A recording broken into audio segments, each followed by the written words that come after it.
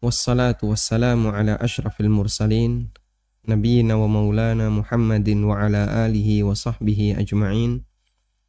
Wa ashhadu an la ilaha illallah wahdahu la syarikalah. Wa ashhadu anna Muhammadan abduhu wa rasuluh sallallahu alaihi wa ala alihi wa sahbihi wa sallama tasliman katsira. Thumma amma ba'd. Alhamdulillah, kembali kita melanjutkan pelajaran kita dengan membaca tafsir salat. Dan insya Allah di kesempatan kali ini kita akan melanjutkan pembahasan dengan membaca tasyahud redaksi dari riwayat Ibnu Abbas radhiyallahu anhuma. Redaksi tasyahud riwayat Ibnu Abbas, kalimatnya adalah at-tahiyyatul mubarakatus salawatut tayyibatu lillah. Assalamu alayka ayyuhan nabi wa rahmatullahi wa barakatuh. Assalamu alayna wa ala ibadillahis salihin. Ashhadu an la ilaha illallah wa ashhadu anna Muhammadar Rasulullah. At-tahiyyat al-mubarakat, segala bentuk penghormatan yang penuh berkah, segala bentuk keagungan yang penuh berkah. As-salawatu at-tayyibat, dan semua bentuk salat serta kebaikan lillahi, itu milik Allah. Assalamu alayka ayyuhan nabi, keselamatan untukmu wahai nabi, wa rahmatullahi wa barakatuh. Assalamu alayna wa ala ibadillahi salihin, keselamatan untuk kami dan untuk para hamba Allah yang saleh. Asyhadu an la ilaha illallah wa asyhadu anna Muhammadar Rasulullah. Dan insya Allah tasyahud ini, redaksi tahiyat ini cukup ma'ruf di masyarakat kita.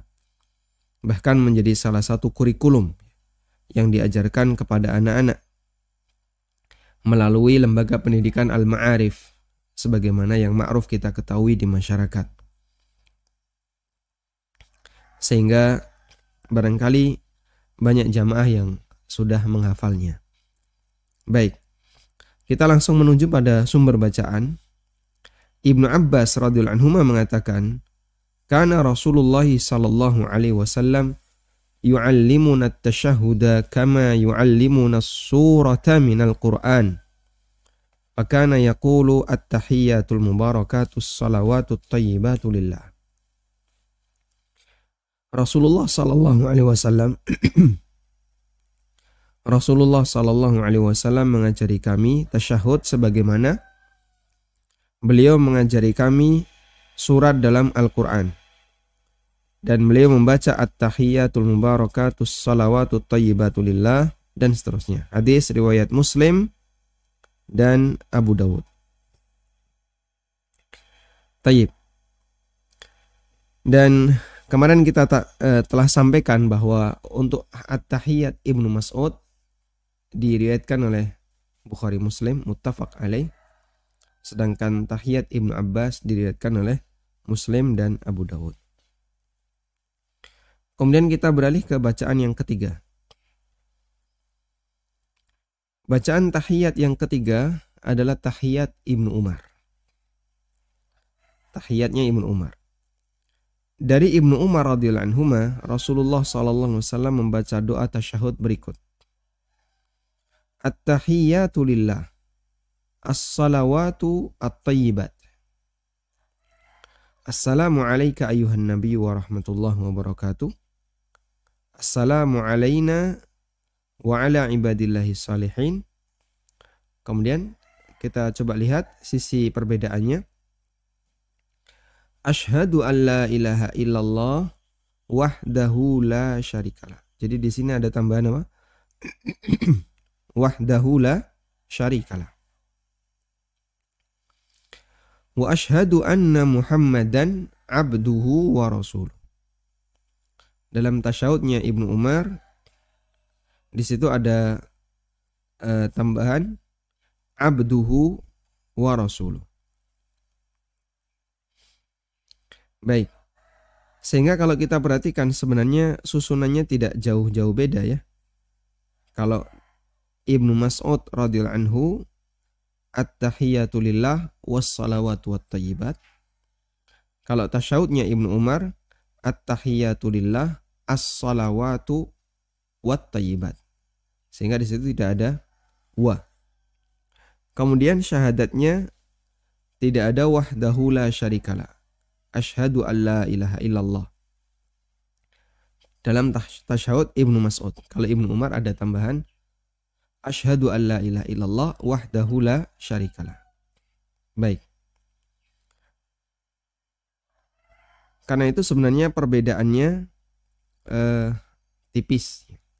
Maka jamaah bisa menghafal, sehingga Anda kalau menghafal tasyahud Ibnu Umar dengan tasyahud Ibnu Mas'ud berarti dapat 2 tasyahud yang bisa dihafal. Dan di sini tidak ada wa. At-tahiyatu lillah, as-salawatu at-thayyibat. At-tahiyatu lillah, as-salawat at-thayyibat. Tidak ada kata sambung, kata hubung wa. Baik. Kita langsung menuju sumber bacaan. Dari Ibnu Umar radhiyallahu anhu, dari Nabi SAW, bahwa beliau membaca tasyahud at-tahiyatu lillah, as-salawatu thayyibat. Hadisnya riwayat Abu Dawud dan dinilai sahih oleh Syekh Albani rahimahumullahul jami'. Kemudian kita beralih ke bacaan tahiyat yang keempat. Bacaan tasyahud Abu Musa al-Asy'ari radhiyallahu anhu. Beliau lebih dikenal dengan kunyahnya, dan nama aslinya adalah Abdullah bin Qais. Abdullah yang ma'ruf nama aslinya adalah Abdullah bin Qais radhiyallahu anhu. Berasal dari Bani Asy'ari yang ada di Yaman, datang ke Madinah untuk belajar Islam dan punya kedekatan dengan Rasulullah sallallahu alaihi wasallam. Salah satu di antara keistimewaan Abu Musa al-Asy'ari adalah suaranya yang sangat indah. Sampai Nabi sallallahu alaihi wasallam pernah mengatakan kepada beliau, "Laqad utita mizmaran min mazamiri ali Dawud." Engkau telah diberi salah satu di antara keindahan suaranya Nabi Dawud alaihissalam. Abu Musa al-Asy'ari radhiyallahu anhu menceritakan bahwa Nabi sallallahu alaihi wasallam bersabda, "Jika kalian duduk tasyahud, pertama yang hendaknya dia baca adalah kalimat At-tahiyyatut thayyibatus salawat. At-tahiyyatut thayyibatus salawatu lillah." Di sini perbedaannya dengan Ibnu Abbas. Kalau dalam tasyahudnya Ibnu Abbas, kata lillah ini ditaruh di setelah at-tahiyyat. At-tahiyyatu lillah, as-salawat at-thayyibat. Kalau di sini enggak. Kata lillah itu ditaruh di lafaz belakang kalau dalam tasyahudnya Abu Musa. Kalau dalam tasyahudnya Ibnu Umar ya, bukan Ibnu Abbas, kata lillahnya ada di setelah at-tahiyyat. At-tahiyyatu lillah, as-salawat at-thayyibat. Kalau ini beliau diajarkan Nabi sallallahu alaihi wasallam, at-tahiyyatut thayyibatus salawat lillah. At-tahiyyatut thayyibatus salawatu lillah.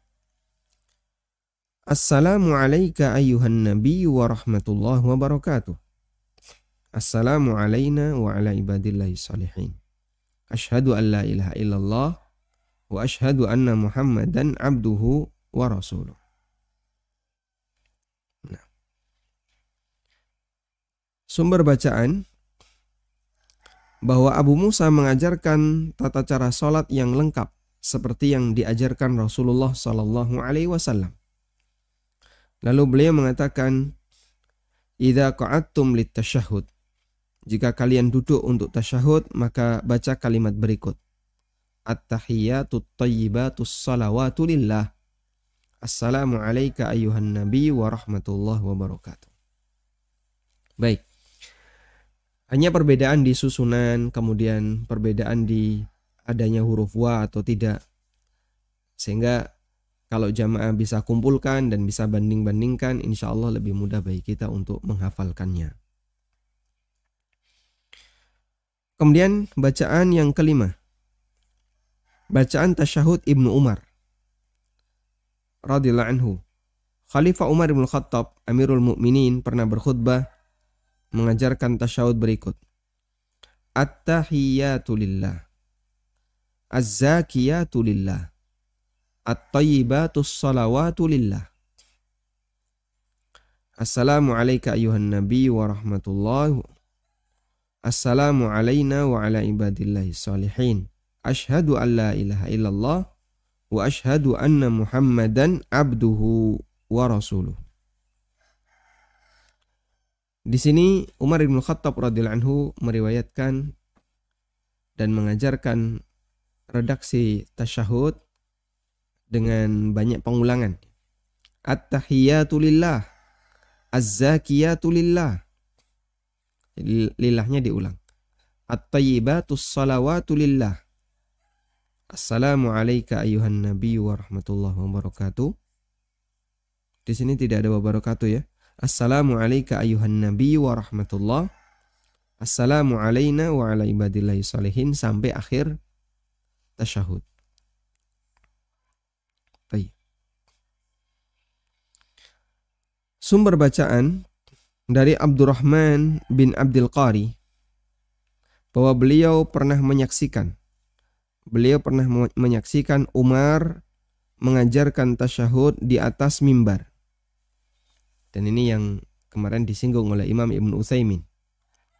Dan waktu itu Umar jadi khalifah. Beliau mengajarkan tasyahud di atas mimbar ketika beliau jadi khalifah. Berarti jauh setelah wafatnya Rasulullah Sallallahu Alaihi Wasallam. Karena Abu Bakar menjadi khalifah selama 2 tahun, kemudian digantikan oleh Umar. Dan kemudian Umar ketika ceramah, beliau mengajarkan tasyahud dengan lafaz seperti ini. Nah,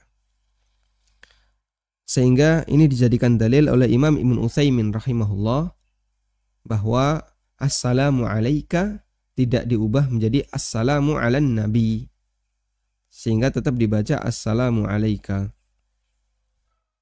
Nah, kemudian bacaan yang keenam, bacaan tasyahud Aisyah radhiyallahu anha dari Al-Qasim bin Muhammad bahwa Aisyah mengajari beliau lafaz tasyahud. At-tahiyyatu tayyibatus salawatuz zakiyatu lillah. At-tahiyyatu at-tayyibatu as-salawatuz zakiyatu lillah. Sehingga ada jajar berapa ini? 4 ya. At-tahiyyat, at-tayyibat, as-salawat, az-zakiyat 4. At-tahiyyatu at-tayyibatus salawatuz zakiyat lillah. Anda hafalkan ini. At-tahiyyatu at-tayyibatus salawatuz zakiyatu lillah. Assalamu ala nabi. Nah, kalau di sini Aisyah mengajarkan apa? Assalamu ala nabi wa rahmatullah. Assalamu alayna wa ala ibadillahi salihin. Sehingga dalam versi tasyahudnya Aisyah, beliau sama sebagaimana Ibnu Mas'ud radhiyallahu anhu ketika menyampaikan salam itu langsung dengan kalimat assalamu ala nabi. Asyhadu an la ilaha illallah wa asyhadu anna Muhammadan abduhu wa rasuluh. Dari Al-Qasim bin Muhammad, beliau meriwayatkan dari Aisyah radhiyallahu anha bahwa ketika beliau tasyahud, beliau membaca kalimat di atas. Diriwayatkan oleh Ibnu Abi Syaibah dalam Al-Musannaf, kemudian Imam Malik dalam Al-Muwatta, dan dinilai sahih oleh Syekh Albani rahimahullah. Nah, tentang, coba kita lihat ya, di sini Aisyah radhiyallahu anha menggunakan lafaz assalamu ala nabi wa rahmatullah. Dan itu kemarin sudah kita singgung bahwasanya ini adalah bagian dari ijtihadnya sebagian sahabat. Dan apakah kita boleh meniru seperti ini? Insya Allah kalau Anda terapkan sebagaimana tasyahudnya Aisyah radhiyallahu anha, silahkan. Baik. Karena Aisyah mengajari dengan redaksi seperti itu. Dan dohirnya itu diajari oleh Nabi SAW. Kemudian Al-Qasim bin Muhammad ini siapa? Sehingga beliau diajari oleh Aisyah radhiyallahu anha. Al-Qasim bin Muhammad ini keponakannya Aisyah. Al-Qasim bin Muhammad bin Abi Bakar. Al-Qasim bin Muhammad bin Abi Bakar. Sehingga Muhammad di sini Muhammad bin Abu Bakar, salah satu anaknya Abu Bakar As-Siddiq radhiyallahu anhu. Beliau seorang tabi'in, tinggal di Madinah dan salah satu perawi hadis, dan beliau termasuk di antara fuqaha us-sab'ah, 7 fuqaha yang ada di zaman tabi'in. Jadi ada 7 fuqaha yang mereka menjadi mufti di Madinah dan beberapa kota yang lainnya di zaman tabi'in. Pertama adalah Sa'id ibn Musayyib. Ada fuqaha us-sab'ah, 7 fuqaha. Pertama Sa'id ibn Musayyib. Yang kedua Urwah ibn Zubair.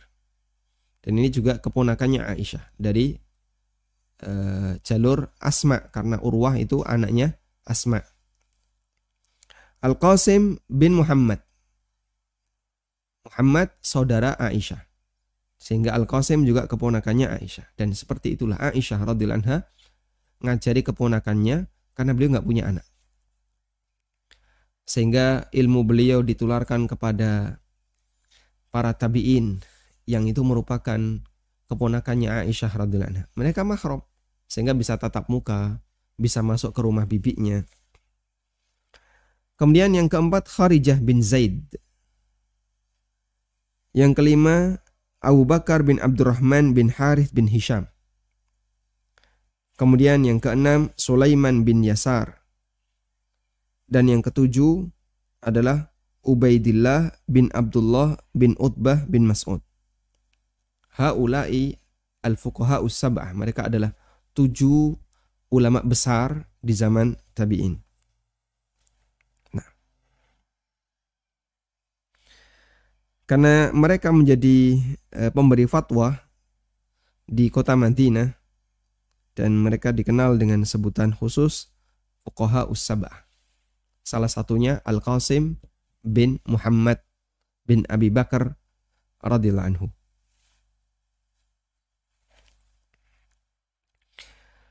Tayyib. Dan riwayat Aisyah ini dinilai sahih oleh Syalbani. Dan di sini saya membawakan riwayat Aisyah sebagai riwayat terakhir untuk redaksi tasyahud.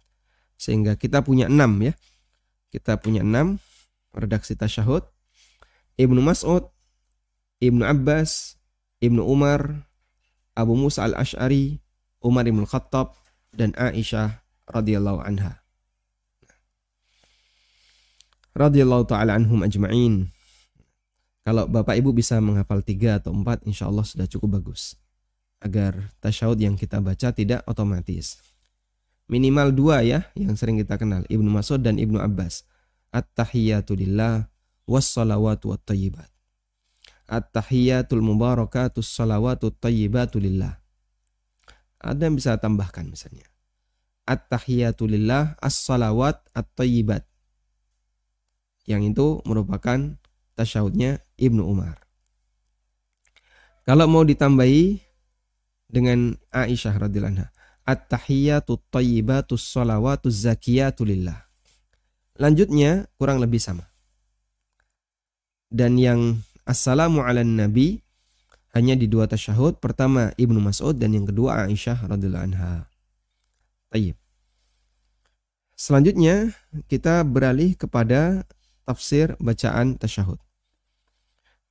Setelah kita menyebutkan 6 redaksi tasyahud yang semuanya mirip-mirip, maka tafsirnya saya taruh di belakang sehingga saya kumpulkan dulu redaksi-redaksi tasyahud, baru kita akan baca tafsirnya. Tafsir bacaan tasyahud. Kalimat yang pertama adalah kalimat at-tahiyat. Semuanya diawali dengan at-tahiyat, makanya sering disebut dengan tahiyat, ya. Sering disebut dengan tahiyat, bacaan tahiyat, karena diawali dengan kata at-tahiyat. Kata ini merupakan bentuk jamak dari at-tahiyah. Merupakan bentuk jamak dari at-tahiyah. Ibnu Rajab menjelaskan, wa fussirat at-tahiyatu bil mulki, wa fussirat bil baqa'i wad dawami, wa fussirat bis salamah. At-tahiyat ditafsirkan dengan 3 tafsir. Kata at-tahiyat ditafsirkan dengan 3 tafsir. Yang pertama al-mulku, kerajaan. Yang kedua al-baqa wad dawam. Yang ketiga as-salamah. Kata at-tahiyyah ditafsirkan dengan 1 kerajaan. Yang kedua keabadian.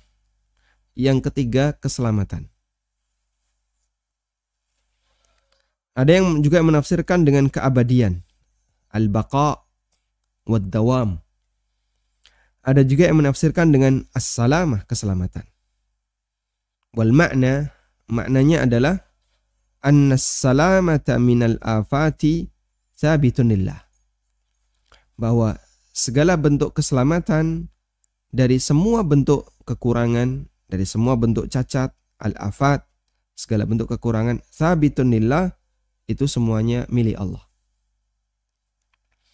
Wajibun lahu lidzati. Wajib ada pada zat Allah. Dan itu bagian dari sifat wajib Allah. Bagian dari sifat wajib Allah. Wa fussirat bil azamah. Juga ditafsirkan dengan al-azamah. Berarti ini tafsir yang keempat. Wa fussirat bil azamah. Ditafsirkan dengan al-azamah. Tafsir yang keempat. Yang artinya keagungan. Wakila innaha tajma'u dzalika kullahu wa ma kana bima'nahu wa huwa ahsan. Dan ada yang mengatakan tafsirnya itu mencakup itu semua. Keempat-empatnya. Sehingga apa makna at-tahiyyatu lillah? Maknanya adalah kerajaan itu milik Allah. Keabadian milik Allah. Keselamatan itu milik Allah. Dan keagungan itu juga milik Allah Ta'ala. Sehingga tafsirnya ada 4. Dan semuanya bisa tercakup dalam makna kata at-tahiyyah. Maka jamaah dimulakan Allah Ta'ala, ketika Anda membaca at-tahiyyatu lillah, dan itu bentuk jamak, berarti kita sedang memuji Allah Subhanahu wa Ta'ala. Hadirkan perasaan bahwa kita sedang memuji Allah, di mana kita meyakini bahwa segala bentuk kerajaan, keabadian, keselamatan, dan keagungan semuanya hanya milik Allah Azza wa Jalla. Kemudian yang berikutnya adalah as-salawat. Kata as-salawat merupakan bentuk jamak dari kata as-salat. As-salatu jamaknya as-salawat. Dan istilah salawat di sini maknanya adalah salat yang kita kenal, ibadah salat. Sebagaimana keterangan An-Nawawi. An-Nawawi mengatakan as-salawat di sini maknanya adalah as-salatul ma'rufah. Salat yang kita kenal, yaitu salat, ibadah salat. Karena salat memiliki makna bahasa yang artinya doa, sehingga memberikan sholawat untuk Nabi SAW berarti mendoakan Nabi SAW dengan membaca bacaan doa sholawat. Sementara makna yang kedua, as-salat adalah makna syar'i, dan itu adalah ibadah salat yang kita kerjakan. Baik salat sunnah maupun yang wajib. Baik salat sunnah maupun salat wajib, semuanya milik Allah Subhanahu wa ta'ala. Termasuk juga makna salat yang artinya doa. Sehingga salawat hanya milik Allah. Artinya semua bentuk doa hanya boleh ditujukan untuk Allah Subhanahu wa ta'ala. Sehingga di sini kita menetapkan bahwa segala bentuk keagungan, kerajaan, keabadian, keselamatan milik Allah. Itu pujian untuk Allah. Lalu setelah itu kita menyatakan segala bentuk ibadah, sholat yang kita kerjakan, doa yang kita lantunkan, hanya untuk Allah Subhanahu wa ta'ala. Baik. Berarti kita menetapkan dua hal di kalimat at-tahiyyatu lillah wassalawat lillah. Yang pertama adalah pujian untuk Allah. Yang kedua pernyataan bahwa semua bentuk ibadah itu milik Allah. Selanjutnya kalimat at-tayyibat. Kata at-tayyibat adalah bentuk jamak dari at-tayyibah. Bentuk jamak dari kata at-tayyibah. Dan tayyib artinya baik, ya. Tayyib artinya baik. Sehingga bang tayyib itu artinya cah bagus, budiman, ya. Itu bahasa Arabnya bang tayyib, bahasa Jawanya cah bagus, bahasa Indonesianya budiman, ya. Orang yang berbudi. Allah itu tayyib. Innallaha tayyibun. Dan dia hanya menerima yang tayyib. Wala yaqbalu illa tayyibah. Sebagaimana sabda Nabi SAW dalam hadis yang ma'ruf. Innallaha tayyibun wala yaqbalu illa tayyibah. Sesungguhnya Allah itu zat yang maha tayyib. Dan dia tidak menerima kecuali yang baik, yang tayyib. Dan ini bagian dari nama Allah Ta'ala. Sehingga kita boleh memanggil Allah ya tayyib. Karena Nabi SAW mengatakan innallaha tayyib. Sehingga bagian dari nama Allah Ta'ala. Sesungguhnya Allah itu tayyib. Dan dia tidak menerima kecuali yang baik, yang tayyib.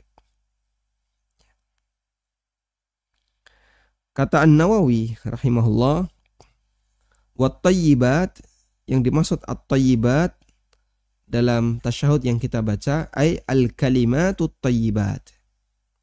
Maknanya adalah kalimat-kalimat yang baik. Dan kalimat yang baik kembali kepada Allah Subhanahu wa ta'ala. Ilaihi yas'adul kalimut tayyib wal amalus salihu yarfa'u. Hanya kepada Allah kembali kalimat-kalimat yang baik itu. Sehingga ketika kita mengucapkan kalimat yang baik, alhamdulillah, subhanallah, la ilaha illallah, Allahu akbar, la haula wa la quwata illa billah, masya Allah, tabarakallah. Dan kalimat yang baik yang lainnya, barakallahu fikum, assalamu alaikum, bismillah, masya Allah. Betapa banyaknya kalimat baik yang Allah Ta'ala ajarkan untuk kita. Dan itu kalimat yang indah. Itu naik menuju Allah. Dan itu yang bisa dijadikan sebagai sebab seorang hamba bisa mendulang pahala. Karena kalimat yang thayyib itu naik menuju Allah. Dan naik menuju Allah artinya dilaporkan kepada Allah Subhanahu wa ta'ala.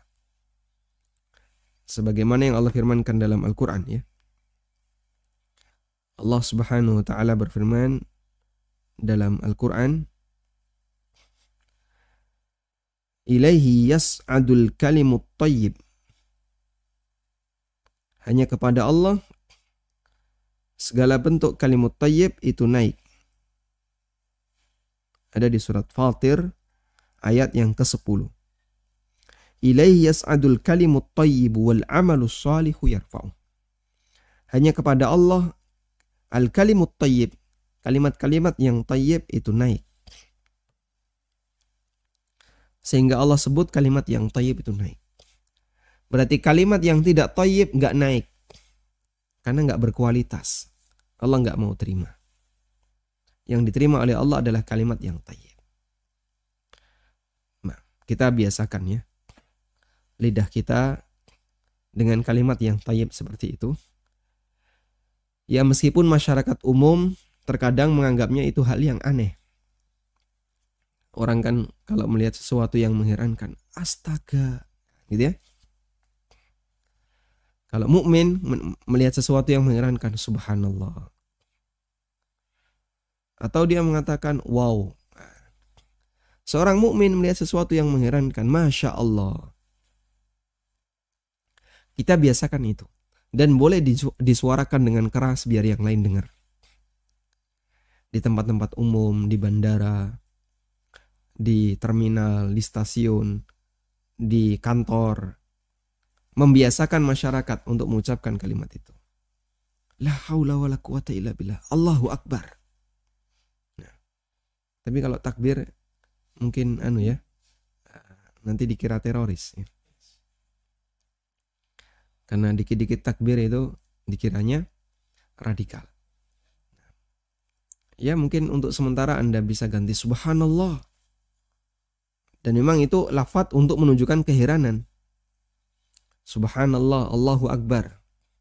Nabi SAW keheranan yang sifatnya mengingkari itu subhanallah atau Allahu Akbar. Nabi SAW pernah diminta oleh para sahabat yang baru masuk Islam. Ketika beliau selesai Fathu Mekah, kemudian beliau menuju Hunain untuk melakukan peperangan berikutnya. Ada sahabat yang baru masuk Islam mengatakan, ya Rasulullah, ij'al lana dhata anwatin kama lahum dhatu anwat. Ya Rasulullah, tolong tunjukkan kepada kami satu pohon yang bisa kami gunakan untuk gantung senjata. Dan kami bertapa di bawahnya biar nanti senjata itu terisi. Dan itu kebiasaan jahiliyah. Nabi SAW langsung mengucapkan Allahu Akbar. Inna hasanan. Allahu Akbar. Ini apa-apaan kebiasaan orang lama. Kalian tuh baru saja masuk Islam, diselamatkan dari kesyirikan, kok malah minta sang Nabi untuk menyediakan fasilitas kesyirikan. Sehingga beliau terheran. Allahu Akbar. Ya. Maka bisa diganti dengan kalimat misalnya subhanallah, dan itu juga bentuk pengingkaran. Keheranan yang tujuannya mengingkari. Seperti yang Allah ajarkan dalam Al-Quran. Orang Nasrani mengatakan Allah punya anak, subhanallah.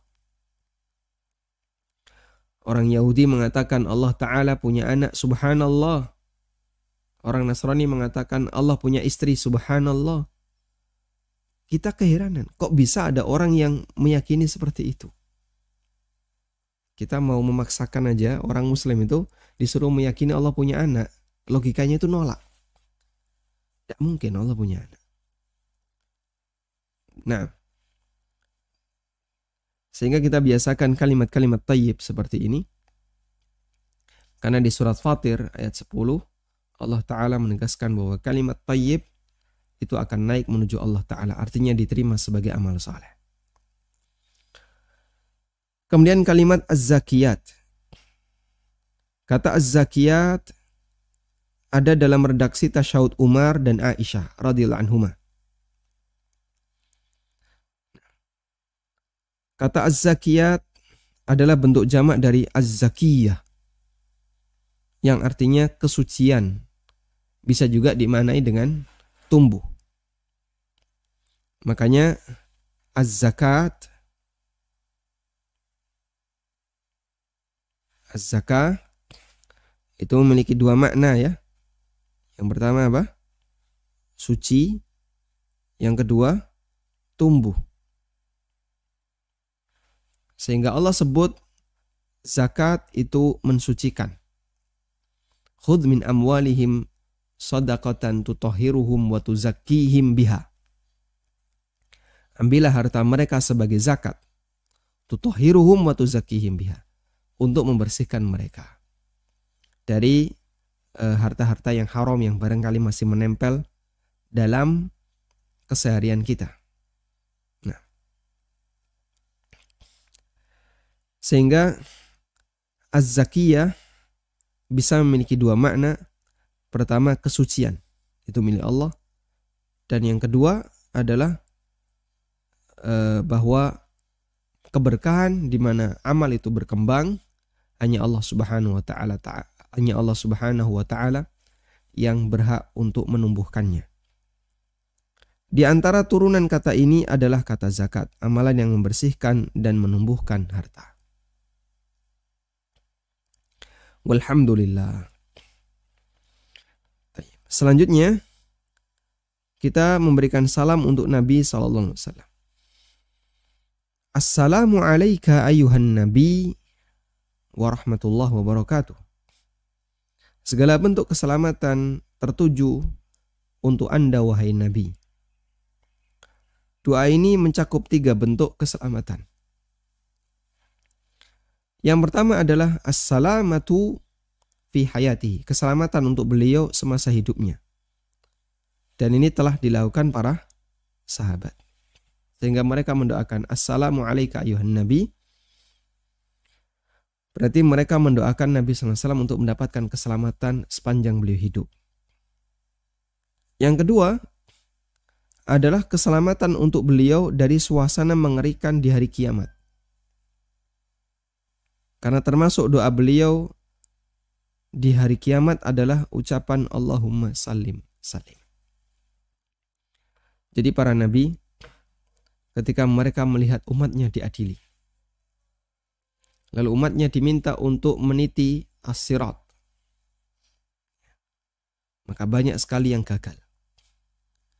Rasulullah SAW berdoa, Allahumma sallim sallim, Allahumma sallim sallim, Allahumma sallim sallim.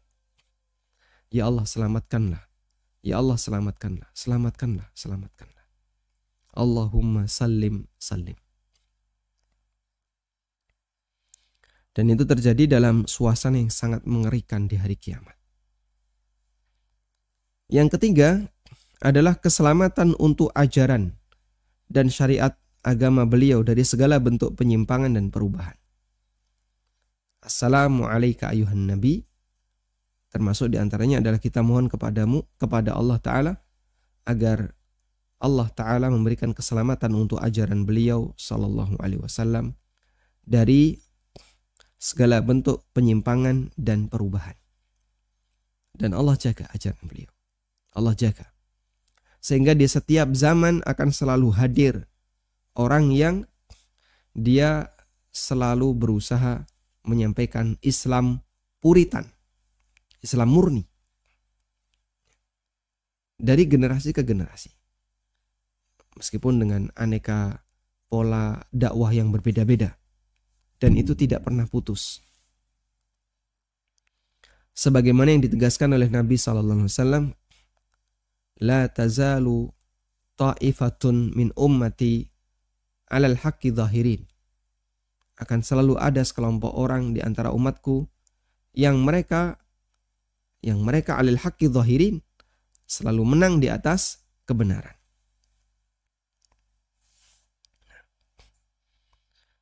Kemudian yang dipanggil dengan salam ini adalah gelar Nabi. Assalamu alayka ayyuhan nabi. Di sini yang dipanggil dengan gelar Nabi.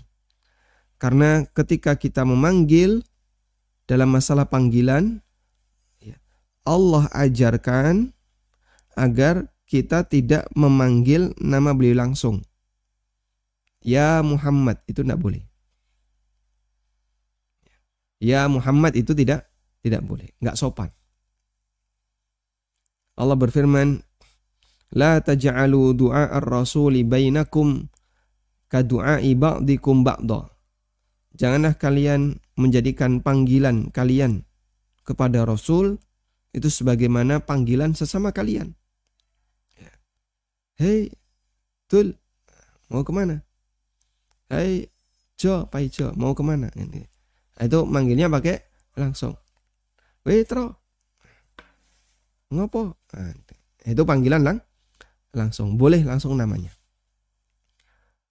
Tapi kalau ya Muhammad, tidak ada yang melakukannya kecuali Badui. Kecuali Badui. Sehingga dulu Badui ketika memanggil Nabi SAW, ya Muhammad. Dan itu tindakan tidak sopan.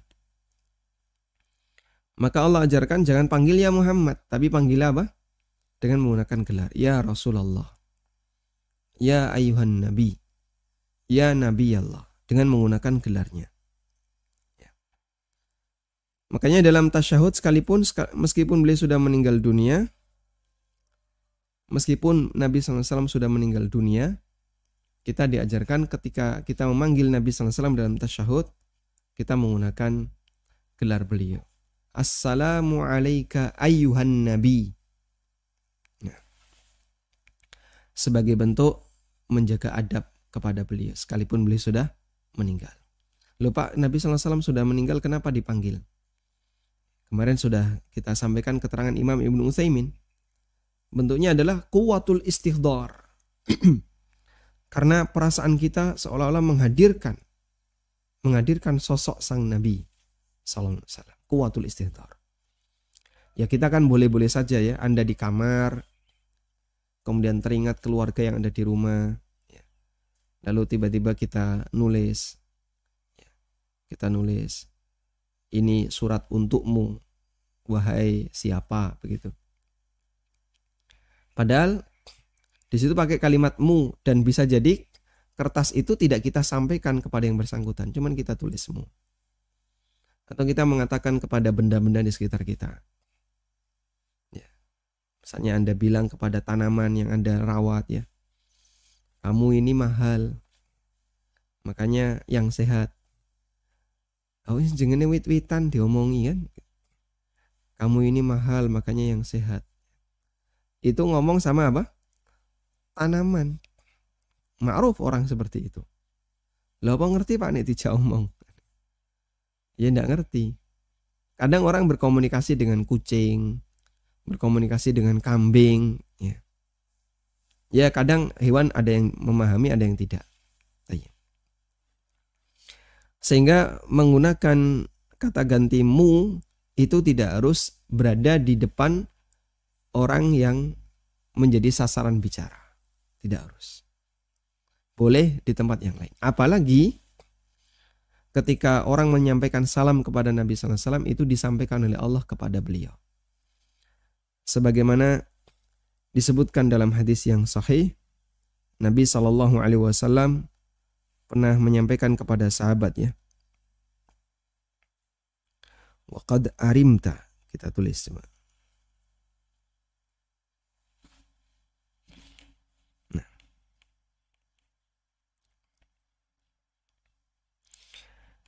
Nabi SAW pernah mengatakan, Inna lillahi malaikatun sayyahina fil ard. Sesungguhnya Allah memiliki beberapa malaikat yang mereka berkeliaran di muka bumi. Mereka melakukan siyahah. Mereka berada di muka bumi. Yuballighuni an ummatis salama. Mereka menyampaikan salam dari umatku. Untukku. Sehingga kalau kita mengucapkan Assalamu alayka ayuhan nabi, maka malaikat yang diutus oleh Allah untuk berada di permukaan bumi menyampaikan salam itu, dia akan mengantarkan. Ya Rasulullah, fulan menyampaikan salam kepadamu. Ini ada salam dari fulan, ada salam dari fulan. Disampaikan oleh para malaikat. Masya Allah. Ya. Ya. Sayyahina fil ard. Ada di hadis yang sahih, ya. Nah. Inna lillahi malaikatun sayyahina fil ard yuballighuni an ummatis salama.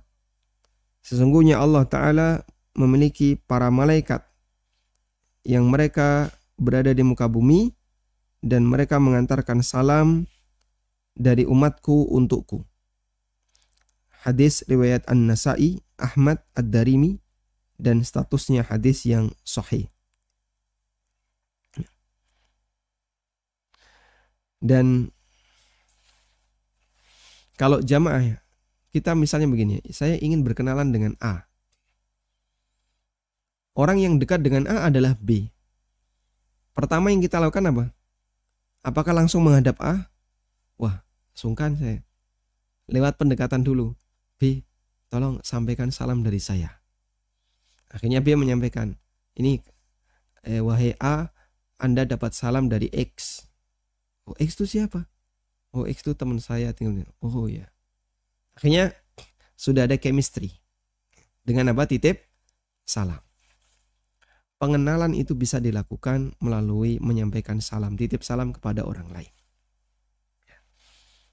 Ya, meskipun harus tahu diri ya. Misalnya, kalau sekiranya repot untuk menyampaikan salam itu, Anda jangan terlalu hobi titip salam. Karena, tolong nanti titip salam, sampaikan ke Pak Jokowi. Waduh, gimana nanti ngomongnya kan gitu?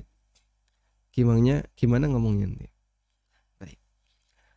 Sehingga Anda memberi salam untuk Nabi SAW sering-sering. Assalamualaikum ayuhan Nabi.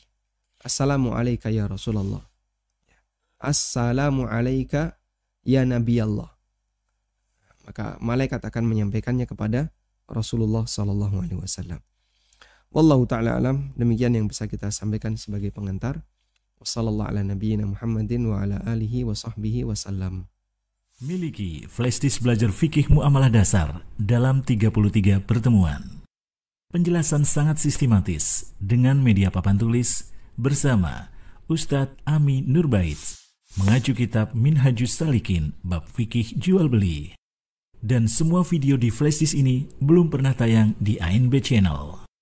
Pembahasan meliputi materi dasar muamalah, di antaranya ketentuan umum jual beli, hak khiyar, akad salam, akad gade dan kafalah, berbagai akad kerjasama dan musyarakah, hukum perlombaan atau musabakoh, wakaf hingga wasiat, dan masih banyak pembahasan muamalah lainnya. Untuk pemesanan, hubungi ANB Store di nomor 0812 7111 1241. Jazakumullahu khairan. Walhamdulillahirrabbilalamin. Selanjutnya kami persilahkan bagi Anda yang mau bergabung. Silahkan. Assalamualaikum warahmatullahi wabarakatuh. Waalaikumsalam warahmatullahi wabarakatuh. Barakallahu fikum. Wa fikum barakallah. Tafadhal. Ini contoh kasusnya, Ustaz. Jadi semisal di kita di depan saat kita itu ada namanya jemaah yang batal, Ustaz.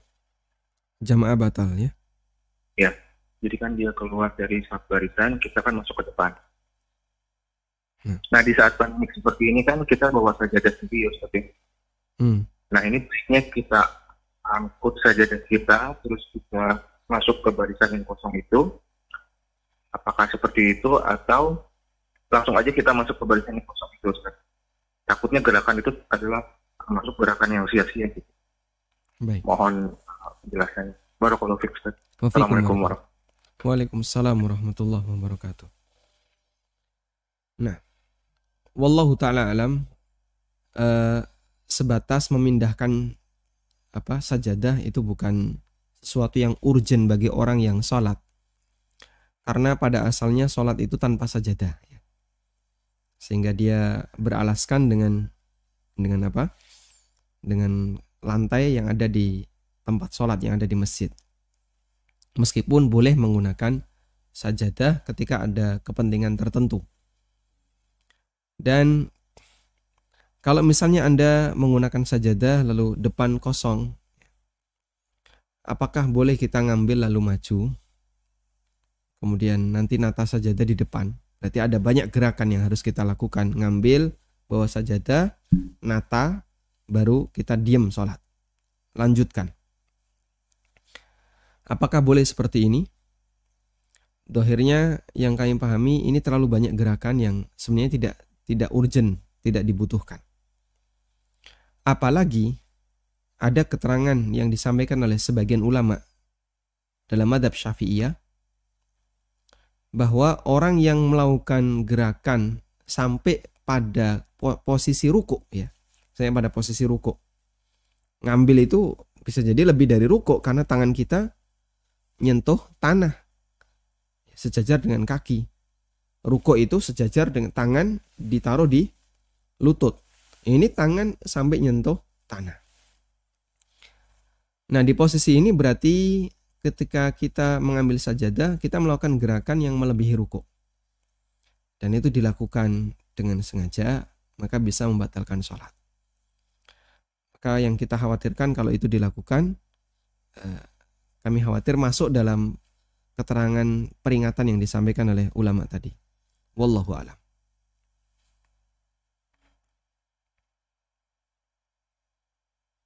Nah, silakan. Assalamualaikum warahmatullahi wabarakatuh, Ustaz. Waalaikumsalam warahmatullahi wabarakatuh. Mohon izin bertanya di luar tema ya, Ustaz. Tafadhal. Silakan. Ya. Mertua saya berutang uang 5 juta kepada saya, Ustaz. Dan beberapa bulan kemudian menawarkan ruko untuk jualan yang sudah dibayar oleh beliau, yang tujuan awalnya untuk adik ipar saya, Ustaz. Adik ipar saya tidak jadi memakai ruko itu karena istrinya hamil dan akan pulang kampung rencananya. Yang ingin saya tanyakan, apakah kalau saya bersedia menerima ruko itu, ada riba di dalamnya, Ustadz? Karena takutnya saya mendapatkan keuntungan ketika dalam masa mertua saya memiliki hutang pada saya. Lalu batasannya seperti apa, Ustadz, jika menerima pemberian atau meminta sesuatu dari orang yang berhutang kepada kita di masa dia sedang berhutang kepada kita, agar tidak ada riba di sana, Ustadz? Anda disuruh memanfaatkan itu dengan sewa atau cuma-cuma? Gratis? Saya niatnya mau ini, Ustadz, tapi saya berhutang karena belum punya uang, Ustadz. Baik. Gitu. Tayyib, barakallah. Cukup, Bapak? Baik, ya, yang kami pahami, jadi betul bahasanya dalam akad utang piutang selama belum lunas kita dilarang untuk menerima hadiah dari yang menerima utang. Sebagaimana ini yang difatwakan oleh Ibnu Umar dan Ibnu Abbas.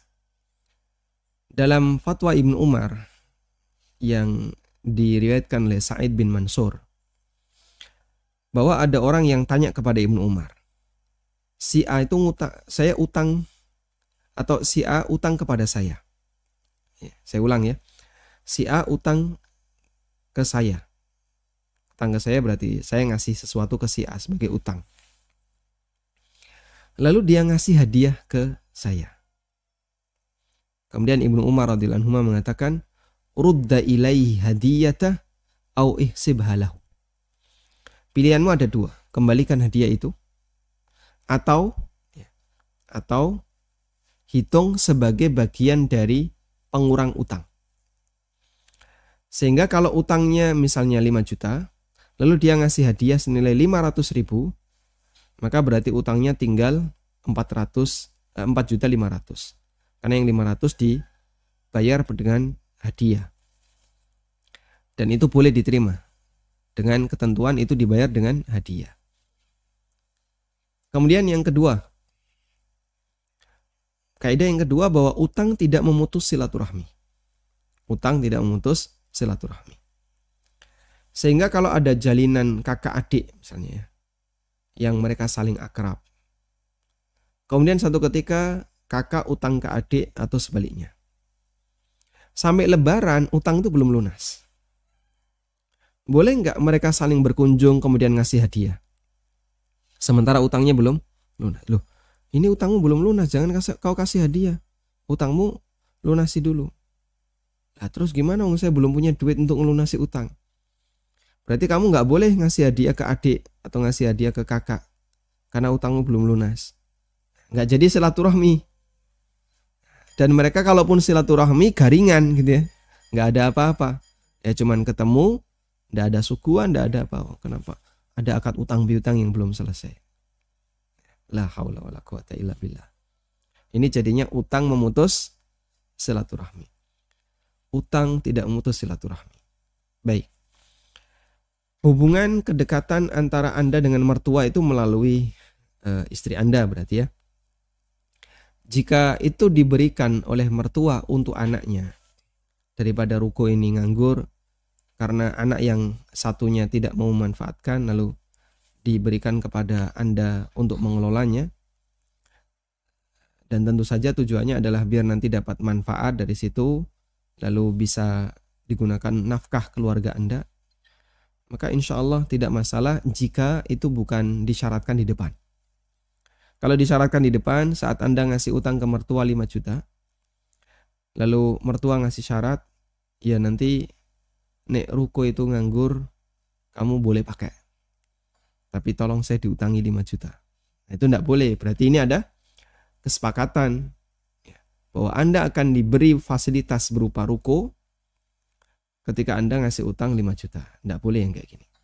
Namun ketika itu terpisah, utang sendiri dan ruko itu sendiri, dan Anda dikasih fasilitas karena Anda sebagai menantunya, dengan harapan nanti bisa ngasih nafkah ke keluarga, insya Allah tidak masalah. Wallahu a'lam. Ustadz, dalam sebuah hadis dikatakan bahwa imam adalah penjamin bagi makmum.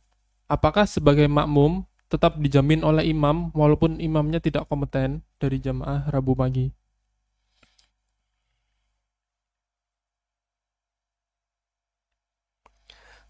Nabi SAW mengatakan, Al-imamu dhaminun wal muadzinu mu'taminun. Allahumma arsyidil a'immata waghfir lil muadzinin. Apa makna hadis ini? Dalam hadis dari Abu Hurairah radhiyallahu anhu, Rasulullah sallallahu alaihi wasallam mendoakan antara imam dengan muadzin. Coba kita baca hadisnya. Rasulullah sallallahu alaihi wasallam mengatakan, Al-imamu dhaminun wal muadzinu mu'tamanun. Imam itu yang menanggung, sedangkan muadzin itu orang yang mendapatkan amanah. Allahumma arsyidil a'immah. Ya Allah, berikanlah petunjuk kepada para imam. Waghfir lil muadzinin, dan berikanlah ampunan bagi para muadzin. Hadis sahih riwayat Abu Dawud.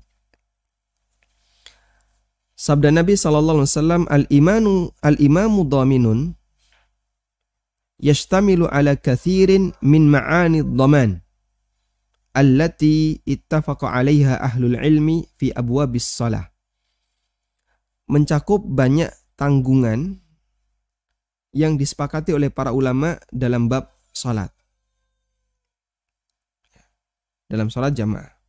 Fal imamu dhaminun maknanya adalah annahu yajibu alaihi ayyahfadha salatal ma'mumin minal butlan. Imam wajib untuk menjaga jangan sampai sholatnya makmum itu batal. Sehingga imam jangan membatalkan sholat. Bertahan. Di belakang ada ribut-ribut. Dia harus bertahan. Kenapa? Kalau dia membatalin, nanti batal semua. Misalnya, imam sholat ya, makmumnya ada 5 shaf. Di shaf paling belakang ada anak nangis. Karena berantem. Akhirnya ibunya batalin, ibunya anak A dan ibunya anak B saling batalkan sholat, terus ikut berantem. Setelah anaknya berantem. Tapi di shaf 4, 3, 2, dan 1 kan tidak batal. Jangan kemudian, wah ini marakno rame iki cah cilik karo mbokne melu padu. Batal dia, batal semua jadinya. 1 ini.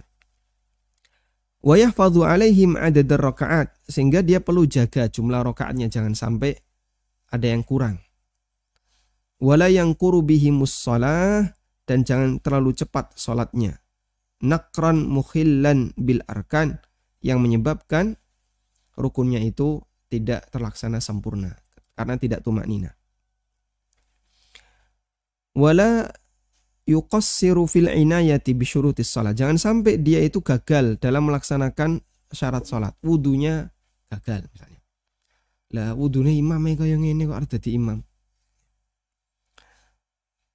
Wa tahqiqu sunaniha wa hayatiha, dan dia harus kerjakan sunah-sunahnya serta tata caranya secara lengkap. Sehingga imam itu ketika sholat harus sempurna. Lebih sempurna dibandingkan makmum yang lain. Wal imamu dhaminun, makna yang kedua, imam dhamin maknanya adalah annahu yatahammalu 'anil ma'mumi al-jahra fi sholatil jahriyah. Imam disebut domin, yang menanggung, karena dia itu yang tahammul, yang menanggung makmum, sehingga makmum tidak perlu mengeraskan bacaan ketika sholat jahriyah. Imam sudah mengeraskan, kalian tidak usah. Dan dia yang menanggung bacaan surat-surat pendek serta Al-Fatihah. Kama yatahammalu sahwal makmum idza taraka ba'das sunan. Sebagaimana imam juga yang menanggung lupanya makmum ketika makmum meninggalkan sebagian sunnah dalam sholat. Makmumnya lupa, tadi nggak melakukan seperti ini. Bahkan wa yatahammalu anhu qira'at al-Fatihah. Bahkan imam menanggung ketika makmum tidak bisa baca Al-Fatihah. Makmum masbuk. Dia baru dapat a'udzubillahi minasyaitonirrajim bismillahirrahmanirrahim, imamnya sudah ruku. Idza jaa masbuqan, ketika makmumnya masbuk. Dan itu semuanya adalah makna ad-dhaman al-muttafaq 'alaiha. Makna imam menanggung yang disepakati. Baik. Lah terus kalau imamnya tadi dia sholatnya belepotan, ya. Terus apa lagi? Wudunya nggak karuan. Ada banyak yang kurang. Wah, kalau seperti ini berarti fungsi dia bisa menanggung itu bisa jadi gagal. Jika perbuatan imam yang dia lakukan sampai membatalkan sholat. Anda misalnya lihat, imam itu kalau wudhu Pak, tumitnya selalu kering. Wah, ini berbahaya, jangan jadikan imam, ya. Wal imamu dhaminun aidan bima'na annahu mutakaffilun bid-du'a li jami'il ma'mum. Li jami'il ma'mumin. Imam sebagai dhamin juga maknanya adalah bahasanya dia bertanggung jawab untuk berdoa bagi seluruh makmum.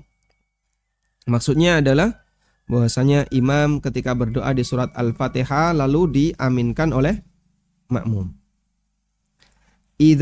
Kemudian di sini disebutkan idza qanata bihim, ketika imamnya kunut, au da'alahum, atau mendoakan kebaikan untuk makmum.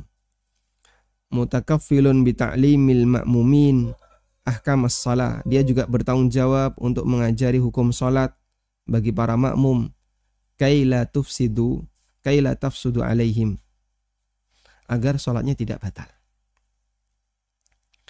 Ya. Wala yuharrimu thawabaha al-kamil, dan jangan sampai dia menghalangi pahala salatnya yang sempurna. Wallahu ta'ala alam. Intinya disebut imam sebagai dhamin di sini adalah dia bertanggung jawab untuk menjaga kesempurnaan sholat, sehingga makmum yang barangkali sholatnya kurang masih bisa mendapatkan pahala yang sempurna karena dia dijaga oleh imam. Wallahu a'lam. Nah, silahkan. Halo, assalamualaikum. Waalaikumsalam warahmatullahi. Ustadz, barusan aja nih tadi jam berapa? Jam 6.15 lah. Ada tetangga yang ke rumah ngasih pisang. Itu katanya beliau, maaf karena belum bisa bayar utang gitu. Nah ini gimana ya Ustadz ya? Sementara memang lazimnya beliau kalau kebunnya menghasilkan buah memang dibagi-bagikan ke tetangga sih. Gitu. Ini apa pisangnya mau saya kembalikan atau mau saya sedekahkan atau gimana Ustadz? Baik, Masya Allah ya. Jazakallah khair Ustadz atas penjelasannya. Assalamualaikum. Waalaikumsalam warahmatullahi. Ini pertanyaan yang paling update ya. Tepat kejadiannya ketika kajian. Tadi mungkin lebih bagus tetangga yang ngantar pisang diajak untuk ngaji sekalian. Duduk dulu di sini ya. Nanti kita tanyakan biar bisa ada keputusan. Ini pisang mau diapain? Apakah boleh Anda terima atau bagaimana? Apa yang disampaikan oleh tetangga Anda? Maaf belum bisa bayar utang. Persis sebagaimana keterangan Ibnu Qudamah. Orang ngasih hadiah itu ketika utangnya belum lunas, salah satu di antara tujuannya adalah untuk menunda pelunasan. Sehingga itu kenapa disebut sebagai bagian dari riba? Karena penerima mendapatkan manfaat dari hadiah yang diberikan oleh penerima utang, ya. Penerima hadiah atau Anda mendapatkan manfaat dari penerima utang dari tetangga Anda tadi, disebabkan karena akad utang. Dan dalam hadis yang disampaikan oleh Fudhalah bin Ubaid, kullu qardin jarra naf'an fahuwa riba. Semua utang yang menghasilkan manfaat, maka manfaat itu adalah riba. Terus sarannya bagaimana? Sarannya sebagaimana yang disampaikan oleh Ibnu Umar. Rudda ilaihi hadiyata. Kembalikan hadiah itu. Au ihsibha lahu. Atau kalau Anda nggak mau mengembalikan, boleh diterima, tapi dihitung sebagai pengurang utang. Nah, selanjutnya ibu perlu tanya ke tetangga, harga pisang ini berapa? Oh, misalnya ya 20.000. Tapi kalau masih mentah ya nggak sampai ya. Apalagi dari petaninya langsung ya mungkin 10.000 lah. Berarti nanti utangnya berkurang 10.000. Sehingga pisang itu dijadikan sebagai bagian dari cicilan. Wallahu a'lam. Baik, silakan. Silakan. Silakan Bapak. Halo, selamat pagi. Assalamualaikum warahmatullahi wabarakatuh. Waalaikumsalam warahmatullahi wabarakatuh. Silakan. Awan mau nanya, Ustaz. Silakan. Silakan. Ini misalkan di tempat anak itu kan ada kayak sistem jual beli saham, kayak model reksadana gitu. Tapi prinsipnya gini Ustaz, kalau di tempat anak misalkan kita store 1 juta, ada kontribusi dari perusahaan itu sebesar 1 juta lagi. Itu uang kayak gitu hukumnya gimana? Sama kalau kayak reksadana itu gimana Ustaz? Saham ini disalurkan untuk apa Pak? Gimana? Disalurkan untuk saham perusahaan apa? Perusahaan anak sendiri tempat kerja, Ustaz. Perusahaan tapi kan tempat itu, kerja.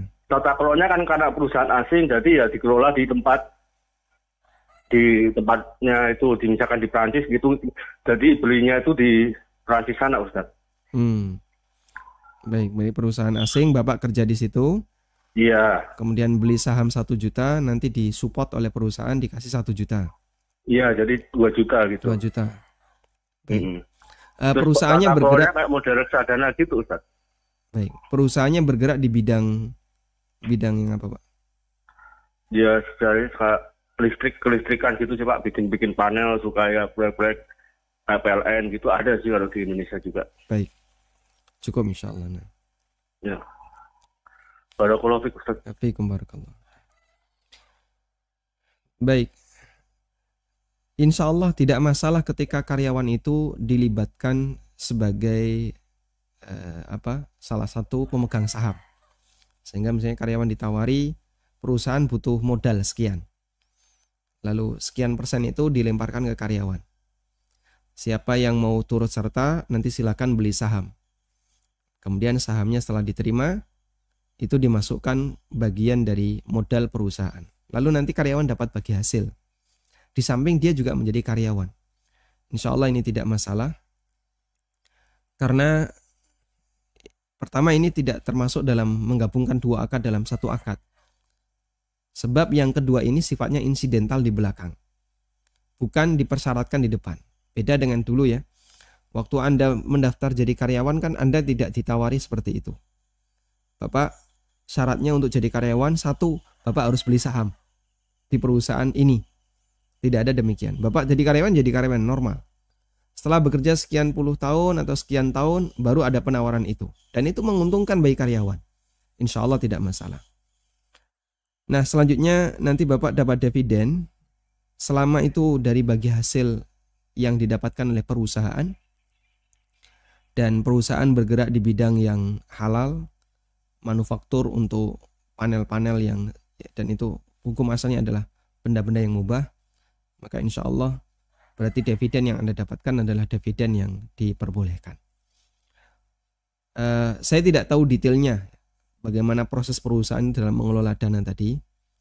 Namun untuk tambahan yang diberikan oleh perusahaan, beli saham 1 juta, perusahaan ngasih 1 juta, itu sifatnya hadiah. Dan karyawan berhak untuk menerima hadiah dari perusahaan tempat dia bekerja. Wassallallahu ala nabiyyina Muhammadin wa ala alihi wa sahbihi wasallam. Wa akhiru da'wana anil hamdulillahi rabbil alamin. Subhanakallahumma wa bihamdika asyhadu an la ilaha illa anta astaghfiruka wa atubu ilaik. Wassalamualaikum warahmatullahi wabarakatuh.